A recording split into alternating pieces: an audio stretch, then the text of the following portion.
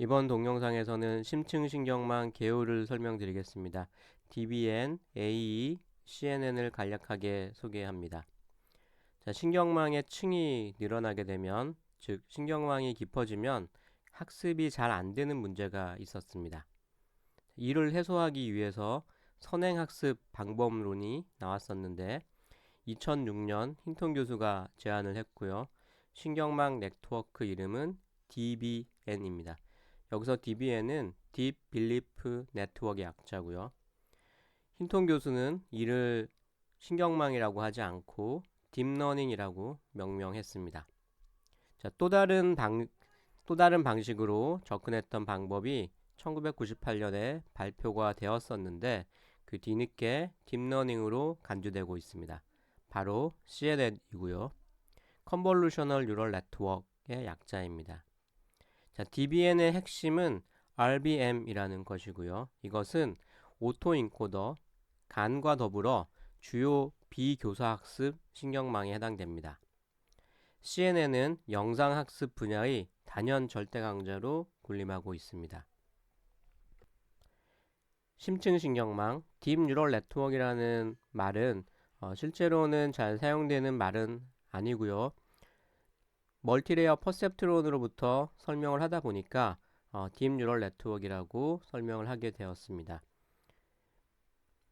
히든층이 2개 이상인 경우라고 정의를 했고요. 다음과 같이 가운데 있는 층이 여러 개가 될 수 있는 그러한 네트워크입니다. 그리고 모든 노드에 대해서 모든 층의 모든 노드가 다음 층의 모든 노드랑 연결이 되어 있습니다. 자, 이러한 그 뉴럴 네트워크를 Fully Connected Neural Network이라고 부릅니다. 신경망이 깊어지면 다음과 같은 문제점이 있는데요. 그 학습을 해야 되는 웨이트 수가 과다합니다. 그 말은 뭐냐면 더 많은 수의 학습 데이터를 요구를 한다는 말이고요. 또 한 가지는 그 Vanishing Gradient Problem이라는 게 발생합니다. 입력 쪽으로 갈수록 그 웨이트 갱신이 안 되는 현상인데요. 이것은 그라디언트 디센트 방법 또 여기에 근거한 백프로포게이션 알고리즘 때문에 그렇습니다.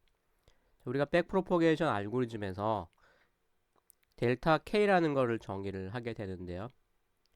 델타 K는 미분식 그 가중치 업데이트하는 식에서 입력 X를 제외한 앞쪽에 있는 식이었습니다.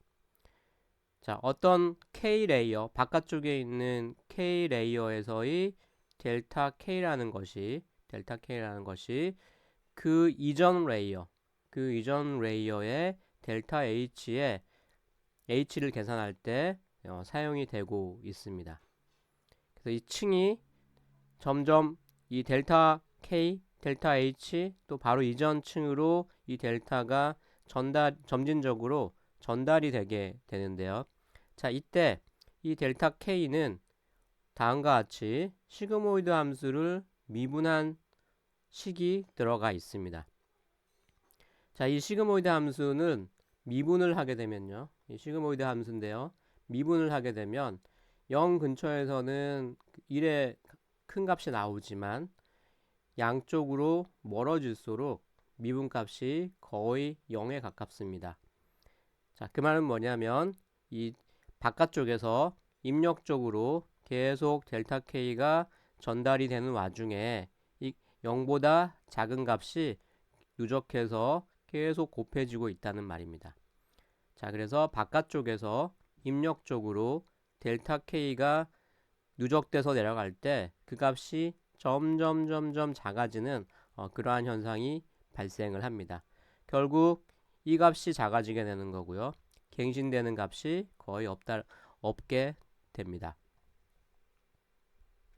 자, 결국 이러한 원인은 액티베이션 펑션으로 사용됐던 시그모이드 함수에 기인한다고 볼 수가 있습니다.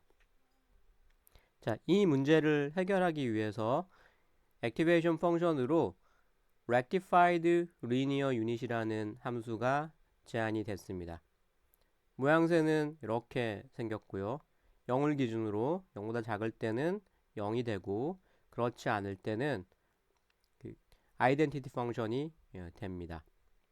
그래서 이 식을 미분을 하게 되면 물론 0인 데서는 꺾이는 지점이기 때문에 미분을 할 수는 없는데요. 0을 기준으로 왼쪽과 오른쪽으로 나누어서 미분을 할 수가 있습니다. 자, 왼쪽인 경우에는 미분값이 0이 되고요.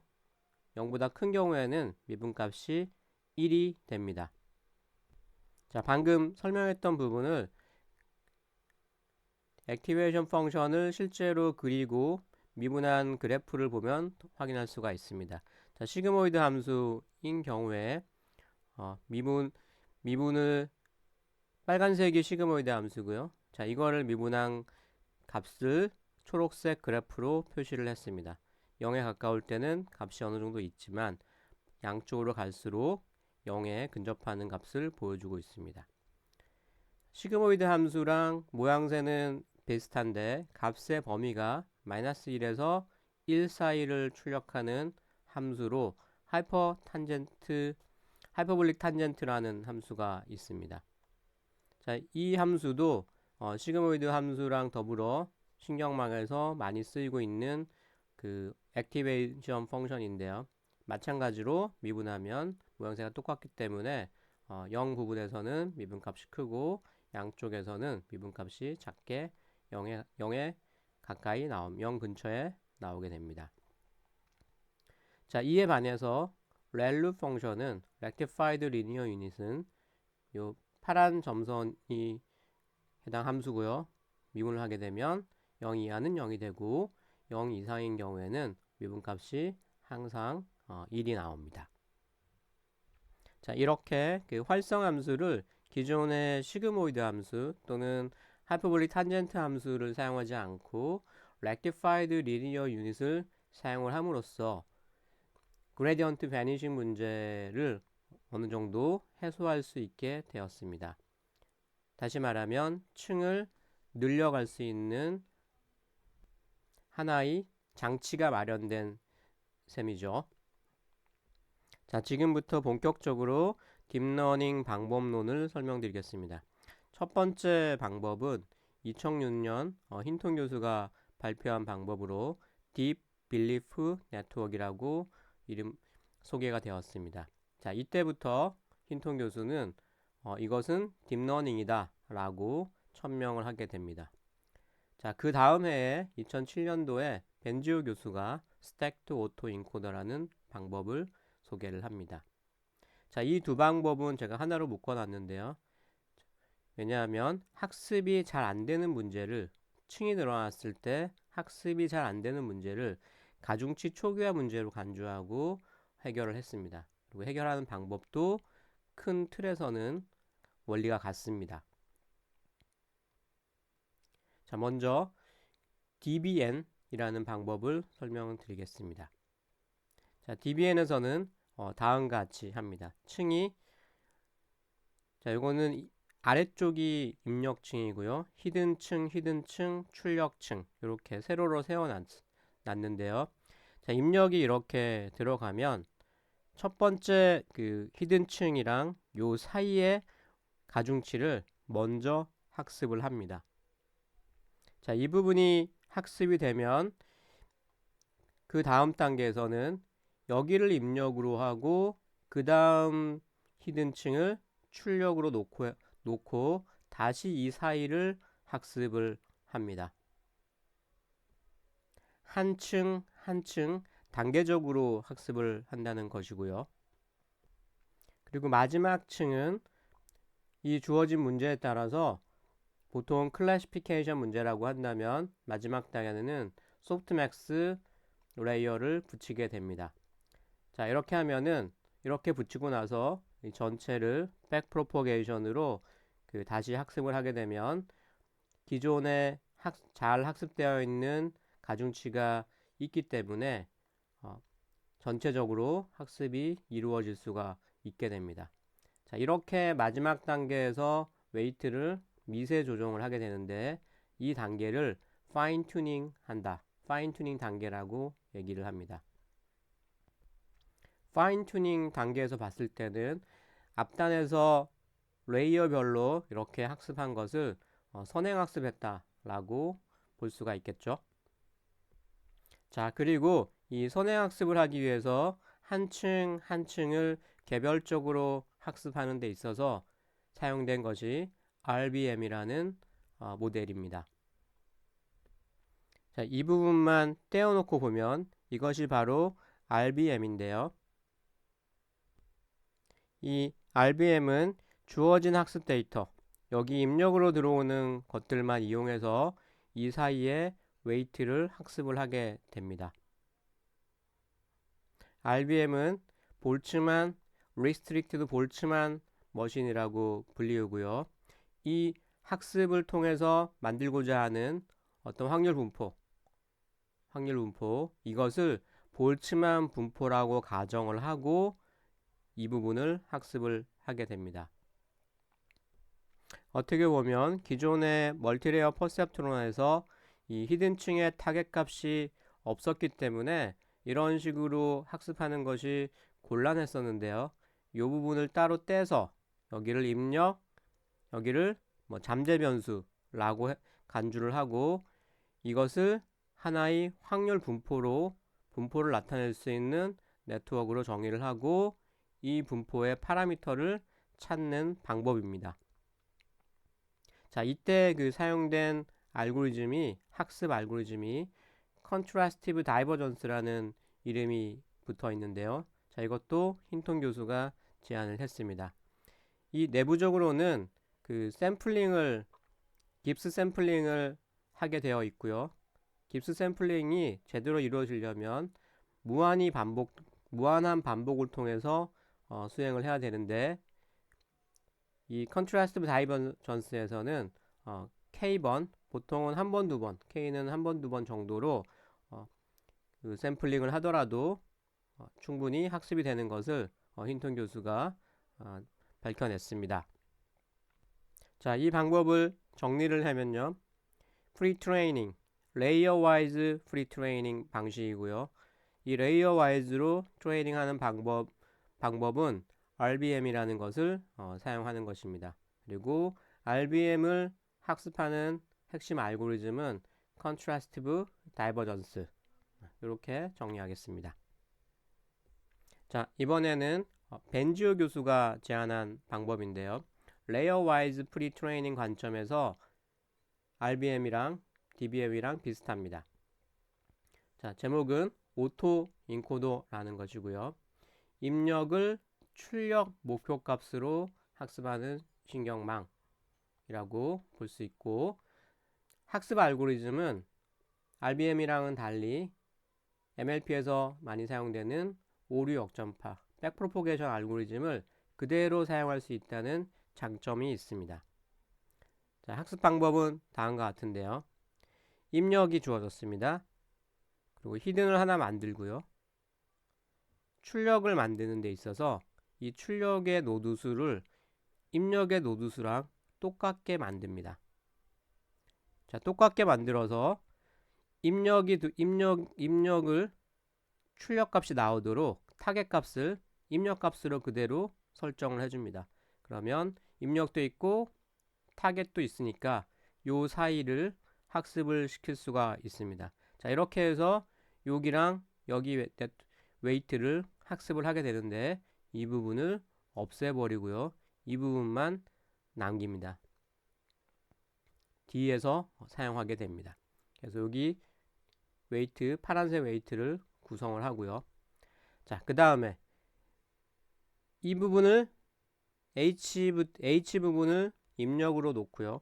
입력으로 놓고 또 다른 레이어를 둬서 레이어를 두고 다시 요 H 입력을 출력으로 놓습니다. 자, 그렇게 해서 다시 이 네트워크를 학습을 시킵니다. 자, 그러면 요 사이의 웨이트가 또 학습이 되겠죠. 자, 그 웨이트를 최종 구성하려고 하는 네트워크의 웨이트로 초기 값으로 이 웨이트의 초기 값으로 사용을 합니다. 자, 이것도 마찬가지죠. 앞쪽 첫 번째 층부터 먼저 학습을 하고 그 다음에 또 다른 층을 학습을 하고요. 레이어 와이즈 프리 트레이닝을 하고 있습니다. 그리고 마지막 단에는 문제에 걸맞게 소프트맥스 레이어를 두어서 마지막에 파인 튜닝을 하면 되겠습니다. 자, 오토 인코더랑 앞에서 봤던 DBN, 내부적으로는 RBM을 쓰고 있는데 이 두 개의 같은 점은 레이어 와이즈 프리 트레이닝을 한다는 점은 같은데요. 이들이 학습하는 학습하는 정도는 좀 다릅니다. 앞에서는 각각을 볼츠만 분포로 가정을 하고 입력 데이터를 입력 데이터에 어떤 분포를 모델링 하였다라고 보면 이 오토 인코더 같은 경우에는 입력에 이럴 때 출력이 어떤 것이 나와야 돼 라고 하는 매핑 함수를 학습하였다고 볼 수가 있습니다. 자, 아무래도 단순히 매핑 펑션을 학습하는 것보다는 어떤 입력 데이터에 대한 분포를 학습하는 것이 훨씬 일반화 성능이 높겠죠. 자, 그래서 이론적으로는 오토 인코더보다 DBN, RBM이 훨씬 좋은 방법입니다. 자, 이 방법을 오토 인코더의 이러한 단점을 해소하기 위해서 여러 가지 방법들이 그 이후에 발전되어 왔는데요. 가장 최근에 나온 방법이 Variational Auto Encoder라는 방법입니다. 자, 여기도 역시 내부적으로 주어진 데이터의 확률 분포를 모델링하는 방법입니다. 최근에는 VA가 많이 쓰이고 있고요. 더 나아가서 간이 많이 유행을 하면서 간에서 사용하는 Adversarial 학습 방법을 도입한 AAE라는 방법도 주목을 많이 받고 있습니다.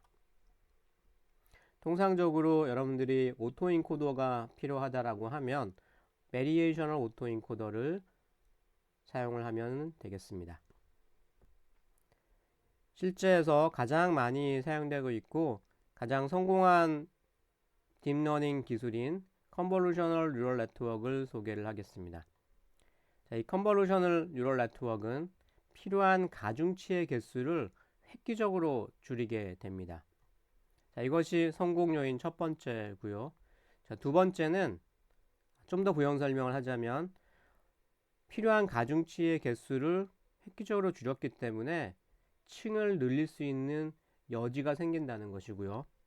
자, 두 번째는 기존의 신경망에서는 2차원 영상을 1차원 벡터로 쭉 펼쳐서 신경망에 입력으로 주었습니다. 그 말은 2차원 데이터 픽셀들이 가지고 있는 어떤 지형적 특징들이 사라진다라는 것이죠. 자, 이에 반해서 컨볼루셔널 뉴럴 네트워크는 2차원 영상 데이터를 1차원으로 변형하지 않고 그대로 사용을 합니다. 자, 이것이 또 성공 요인이었고요. 자, 그리고 시그모이드를 대체하는 새로운 활성 함수인 렐루를 적용을 해서 큰 성공을 거두고 있습니다. 자, 가중치의 개수를 획기적으로 줄이는 방법을 여기서는 가중치 공유 방법이라고 얘기를 합니다. 웨이트 쉐어링이라고 하고요. 자, 예를 들어 보겠습니다. 자, 왼쪽에 층이 3개인 멀티레어 퍼셉트론이 있는데 첫 번째 층이랑 두 번째 층 이 사이에 필요한 웨이트의 수는 36개입니다. 왜냐하면 입력이 하나, 둘, 셋, 넷, 다섯, 여섯, 일곱, 여덟, 9개고요. 자, 이 9개가 가운데 있는 층인 4개 층으로 모두 연결이 됩니다. 그래서 하나가 4번씩 연결이 되죠. 그래서 4, 9, 36, 총 36개가 됩니다. 자, 이것이 최종적으로는 4개까지 줄어드는데요. 4개까지 줄어드는 그 과정에 첫 번째, 주변만 연결하는 아이디어를 적용을 했고요. 두 번째는 공유라는 아이디어를 도입을 했습니다. 자, 주변만 연결한다는 거를 다음 그림 그림을 보시면 알 수가 있는데요. 요 노드에 대해서 이전에는 이 9개에서 모든 화살표가 연결이 되어 있었는데요. 이 그림에서는 단지 하나, 둘, 셋, 넷, 4개만 연결되어 있습니다. 자, 두 번째는요. 두 번째도 하나, 둘, 셋, 넷 이렇게 연결되어 있습니다. 자, 중간에 하나씩을 건너뛰고 있는데 이것에 대해서는 여러분들 고민하지 말기 바랍니다. 여기서는 단지 설명을 하기 위해서 누구를 건너뛰느냐 이런 건 고민하지 말고요. 그냥 4개씩만 연결되어 있구나에 집중하기 바랍니다. 자, 여기도 마찬가지로 하나, 둘, 셋, 4개가 연결되어 있고요. 자, 여기도 하나, 둘, 셋, 넷 이렇게 4개씩이 연결이 되어 있습니다. 자, 이 가운데 있는 것을 하나씩 빼면서 연결했는데, 자, 이것을 여기서는 주변만 연결했다라고 설명을 하고 있습니다. 지금은 잘 와닿진 않지만 그 뒤에 가면은 이게 어떤 의미인지 여러분들이 쉽게 받아들일 수가 있습니다. 자, 지금은 모든 것을 연결하지 않고 일부만 연결했구나 라고 이해하십시오. 자, 이렇게 되면은 이 하나의 노드당 4개씩 연결되어 있고 이것이 4개이기 때문에 총 16개의 가중치가 필요합니다. 자, 오른쪽에 가보면은 이제는 연결은 왼쪽이랑 그림상으로는 똑같게 되어 있는데요. 자, 공유라고 하고 총 필요한 가중치 개수를 4개라고 했습니다. 어떻게 했을까요?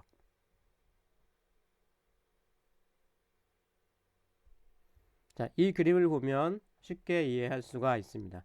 왼쪽이 공유라는 기법을 쓰기 전이고 오른쪽이 공유를 한 후입니다. 왼쪽을 먼저 보면 총 16개의 가중치가 필요하다라고 했는데요. 첫 번째 노드에 연결되는 웨이트부터 W1, W2, W3, W4 이렇게 넘버링을 해봅시다. 그럼 두 번째 노드에 연결되는 웨이트는 W5, W6, 7, 8 이런 식으로 해서 16까지 번호가 매겨질 수가 있습니다. 자, 이에 반해서 공유를 한다는 개념이 적용되면 번호가 다음과 같이 매겨집니다. 자, 첫 번째 노드에 연결되는 첫 번째 W를 W1, 두 번째 연결되는 화살표를 W2, 세 번째 연결되는 것을 W3, 네 번째 연결되는 것을 W4라고 합니다. 자, 두 번째 노드에 대해서는 이전에는 W5였는데요. 자, 여기서는 여기에 첫 번째 연결되는 녀석을 W1, 두 번째 연결되는 녀석을 W2, 세 번째 연결되는 녀석을 W3, 네 번째 연결되는 녀석을 W4로 합니다. 자, 이해가 됐습니까? 이쪽에서 첫 번째 연결되는 것을 W1, 이쪽에서 첫 번째 연결되는 것을 W1, 이쪽에서 두 번째 연결되는 것을 W2, 이쪽에서 두 번째 연결되는 것을 W2. 자, 이런 식으로 넘버링을 하면 결국은 이 4개의 노드가 첫 번째로 연결되는 W1들을 공유를 하게 되고요. 두 번째로 연결되는 W2를 역시 공유를 하게 됩니다. 자, 이렇게 되면 여기에 연결은 16개인 것처럼 보이지만 실제로 필요한 W는 4개씩을 공유를 하기 때문에 W1부터 W4까지 총 4개가 됩니다.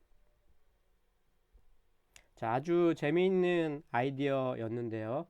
자, 이런 식으로 주변만 연결을 하고 공유를 한다라는 그 개념이 영상 처리에서는 예전부터 사용하던 어떤 연산이랑 똑같습니다. 그 연산의 이름이 합성곱이라는 이름을 갖고 있고요. 영어로는 컨볼루션이라고 부릅니다. 자, 컨볼루션에 대해서 좀 설명드리겠습니다. 자, 1차원 신호에 대한 컨볼루션을 설명하고 있는 그림인데요. 위키피디아에서 가지고 왔습니다.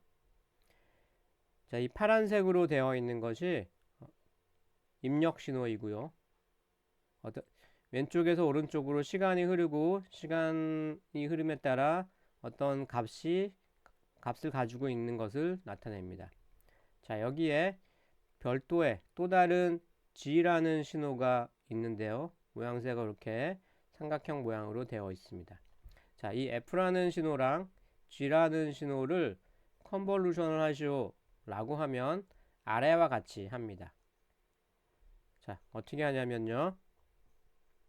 이 G라는 신호를 일단은 좌우로 뒤집습니다. 좌우로 뒤집습니다. 자, 그리고 그 뒤집은 오른쪽 끝부분, 이게 오른쪽으로 가겠죠? 자, 그 부분을 마이너스 무한대에서부터 쭉 이동시켜 오는 겁니다. 자, 얘도 마이너스 무한대까지 되어 있고 무한대까지 되어 있는데 이 뒤집은 신호를 이쪽 마이너스 무한대 쪽에서부터 오른쪽으로 쭉 이동시켜 옵니다. 자, 이동시켜 오면서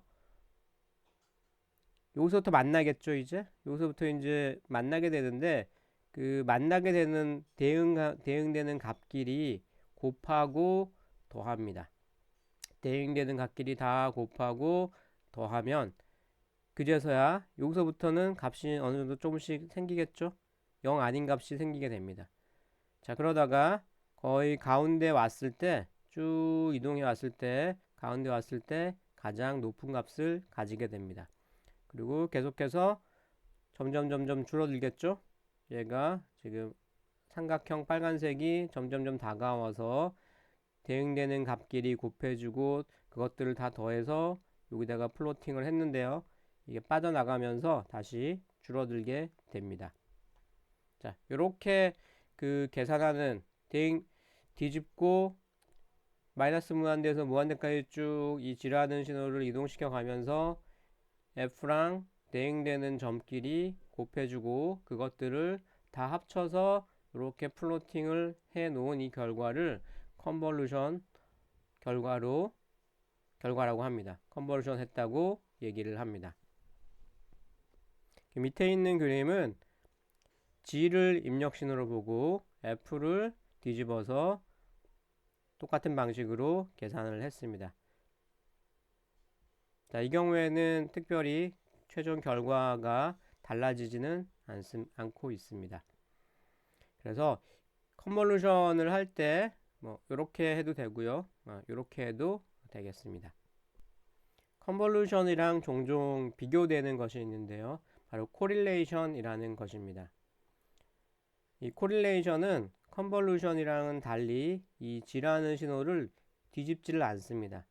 있는 그대로 얘를 전체적으로 왼쪽으로 마이너스 쪽으로 무한대 쪽으로 옮긴 다음에 다시 오른쪽으로 쭉 이동하면서 겹치는 부분에서 대응되는 것끼리 곱해주고 다 더해줍니다.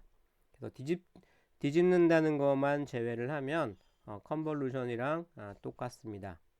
자, 이때 서로 다른 신호에 대해서 이 계산을 하는 것을 크로스 코릴레이션이라고 하고요.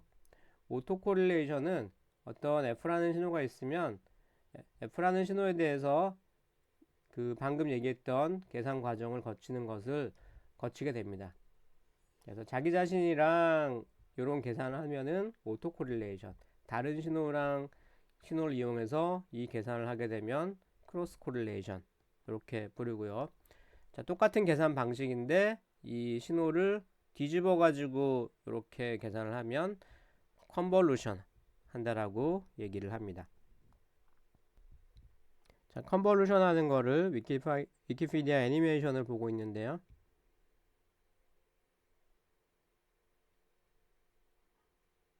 나머지 부분은 다 0인 거고요. 0이 무한대까지 펼쳐져 있고 0이 플러스 무한대까지 펼쳐져 있다고 생각할 수도 있습니다. 그래서 이 두 신호가 겹치는 부분에서 이렇게 값이 커지게 되겠죠. 다시 한번 보겠습니다. 자, 요때부터 값이 생겨나는 거죠. 예, 가운데를 기점으로 계산을 합니다. 자, 방금 컨볼루션에 대해서 설명을 드렸는데, 자, 영상에 대해서도 똑같은 방법으로 컨볼루션을 계산을 합니다. 자, 예를 들어 보겠습니다. 자, 밑에 A, B, C, D, E, F, G, H, I, J, K, L. 로우가 3이고 컬럼이 4인 그러한 이미지 픽셀이 주어졌다고 생각해 봅시다. 자, 3x4 픽셀 영상입니다. 자, 여기 앞에서 봤던 F에 해당되고요. 자, 요것이 G에 해당됩니다. 자, 뒤집는 과정이 필요하죠. 그래서 이거를 앞에서는 1차원이니까 한 번만 좌우를 바꿔주면 되는데요. 여기는 가로도 있고 세로도 있기 때문에 좌우를 2번 바꿔줍니다. 왼쪽으로 한번 뒤집고 그걸 다시 아래로 이렇게 뒤집습니다. 자, 이것은 180도를 회전하는 거랑 똑같은데요. 결과적으로 이렇게 나옵니다. 자, 잠깐 멈추고 얘를 180도 회전했을 때 이렇게 나오는지, 아니면 가로축으로 회전하고 다시 회전된 것을 세로축으로 이렇게 회전했을 때 이렇게 나오는지 잠깐 따져보기 바랍니다. 자, 이렇게 커널이라고 불리우는 것을 180도 회전을 하게 되면 여기가 G, Y, X, W가 나오게 됩니다. 자, 요렇게 나왔는데 여기에 들어있는 값들이랑 요 이미지의 값들을 ABCD라고 했을 때 이것들을 대응되는 것끼리 곱해줍니다. 그러면 G랑 A랑 곱해지고요. Y랑 B랑 곱해집니다. X랑 E랑 곱해지고 W랑 F가 곱해집니다. 그리고 그것들을 다 더합니다. 자, 이렇게 계산하는 것을 대응되는 것끼리 곱하고 더하는 그러한 계산을 한마디로 컨볼루션 했다 라고 얘기를 하죠. 자, 그렇게 해서 계산된 결과를 출력 값으로 세팅합니다. 자, 그리고 방금 이 과정을 한 칸을 오른쪽으로 이동해서 다시 한번 계산을 하고요. 그러면 또 계산 결과가 하나가 나오겠죠. 두 번째에다가 값을 씁니다. 그리고 한 번 더 이동을 해서 또 세 번째 값을 씁니다. 자, 이런 식으로 한 칸씩 슬라이딩을 하면서 이 컨볼루션 계산을 하게 되면 이 경우에는 총 하나, 둘, 셋, 아래쪽에서 하나, 둘, 셋, 총 6개의 결과를 얻어낼 수가 있습니다. 3x4 픽셀 영상에 대해서 2x2 커널을 컨볼루션을 하게 되면 최종적으로 2x3 픽셀 결과를 얻을 수가 있습니다. 자, 그런데 여기 계산 식을 좀 보게 되면요. A랑 G를 곱한 것이 아니고 A랑 W를 곱했습니다. 그리고 B랑 X를 곱했고요. E랑 Y, F랑 G를 곱해서 더하고 있습니다. 자, 그래서 이거는 컨볼루션 이렇게 계산을 하게 되면 컨볼루션이라기보다는 코릴레이션 계산을 했다라고 계산을 한 것입니다. 그래서 컨볼루셔널 뉴럴 네트워크에서 실제로는 컨볼루션을 하는 것은 아니고요. 예, 코릴레이션 연산을 하게 됩니다. 자, 근데 이렇게 코릴레이션 연산이랑 컨볼루션 연산이 같게 되는 경우가 있는데요. 그거는 요 커널이 대각선을 기준으로 그 값이 대칭일 때는 얘나 똑같은 결과를 얻을 수가 있습니다. 참고하기 바랍니다. 자, 이미지에 대한 코릴레이션, 다르게 얘기하면 컨볼루션에 대한 이해를 돕기 위해서 만들어 놓은 좋은 데모가 있어서 소개를 해드리겠습니다. 자, 이 사이트에 방문을 했는데요. 자, 여기서부터 이렇게 움직이면 오른쪽에 컨볼루션한 결과, 실제로는 이걸 뒤집지 않았다라고 하면 코릴레이션을 구하는 거겠죠. 그 결과물이 여기 계산이 되어 나오고요. 그것들을 출력 쪽에 값을 쓰고 있습니다. 자, 그래서 얘가 이렇게 움직이는 동안에 값이 계산이 되는 거죠. 이렇게 움직이는 동안 계산을 해서 출력물을 만들고 있습니다. 이렇게 만듭니다.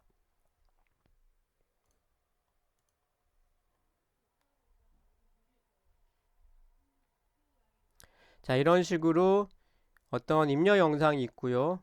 커널을 적용해서 슬라이딩 윈도우 요 커널 윈도우를 쭉 입력 영상 위에 슬라이딩 해 가면서 이렇게 결과물을 만들어낼 수가 있는데요. 자, 이거를 우리는 피처 맵이라고 부릅니다. 자, 사용되는 그 커널이 뭐냐에 따라 가지고 어떤 오리지널 영상이 다음과 같이 좀 뿌옇게 만들어질 수도 있고요. 또는 경계 부분만 이렇게 강조되어 나올 수도 있습니다. 또는 더 선명하게 나오게 만들 수도 있습니다. 이 딥러닝이 나오기 전에는 이러한 목적하는 결과를 얻기 위해서 우리가 커널에 들어가는 여기에 들어가는 값들을 일일이 연구자들이 설계를 해서 넣어줬어야 됐는데요. 이 딥러닝으로 오면서 데이터에 의해서 이 값이 자동으로 결정이 되어집니다. 학습을 통해서 결정되어집니다. 컨볼루셔널 뉴럴 네트워크에 대해서 좀 더 자세히 설명하겠습니다. 컨볼루셔널 뉴럴 네트워크는 크게 두 개의 레이어가 추가되었는데요. 하나는 컨볼루셔널 레이어고 또 하나는 풀링 레이어입니다. 각각에 대해서 살펴보겠습니다.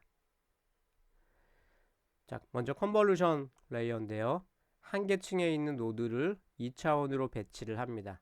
전에는 첫 번째 노드에서부터 끝 노드까지 일렬로 쭉 세웠었는데 그렇게 하지 않고 그냥 2차원으로 배치를 했습니다. 입력 영상 각 픽셀이라고 생각을 해도 되겠죠. 자, 그리고 일정 범위 내에 있는 노드들의 가중치를 곱하고 더하여 한 개의 출력 노드를 계산을 합니다. 자, 요 위치에 있는 여기를 가운데로 보고 요 위치에 계산될 경과를 첫 번째 점이라고 합시다. 자, 그럴 때 요 가운데 점 주변으로 5x5에 해당하는 점들만을 대상으로 해서 대응되는 가중치를 곱하고 다 더하면 이렇게 하나의 값이 튀어나올 수가 있죠. 자, 근데 이 과정을 가만히 생각을 해보면 앞에서 설명했던 컨볼루션 연산과 동일합니다. 자, 물론 실제로는 코릴레이션 한 거고요. 자, 코릴레이션을 하게 되면은 이 입력 영상이랑 커널이 영상이 두 개가 비슷한 부분에서 이 값이 크게 나타납니다. 자, 이번에는 풀링 레이어를 살펴보겠습니다. 어떤 층이 있는데요. 이것을 반으로 줄입니다. 가로로 반, 세로로 반 줄이는데요.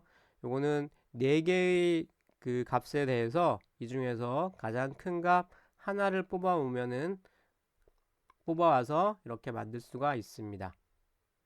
자, 이렇게 하는 방법을 가장 큰 값을 뽑아오는 경우를 맥스 풀링이라고 얘기를 하고 이것들을 평균 내서 끄집어 오기도 하는데 그런 경우를 에버리지 풀링 이렇게 얘기를 합니다. 자, 이런 풀링을 적용하는 이유가 있는데요. 이 특징 맵의 크기를 줄이는 효과도 있고요. 줄이게 됨으로써 이 위치가 한두 픽셀 이동이 되더라도 이 맥스 풀링을 한 결과에서는 결과는 영향을 받지가 않습니다.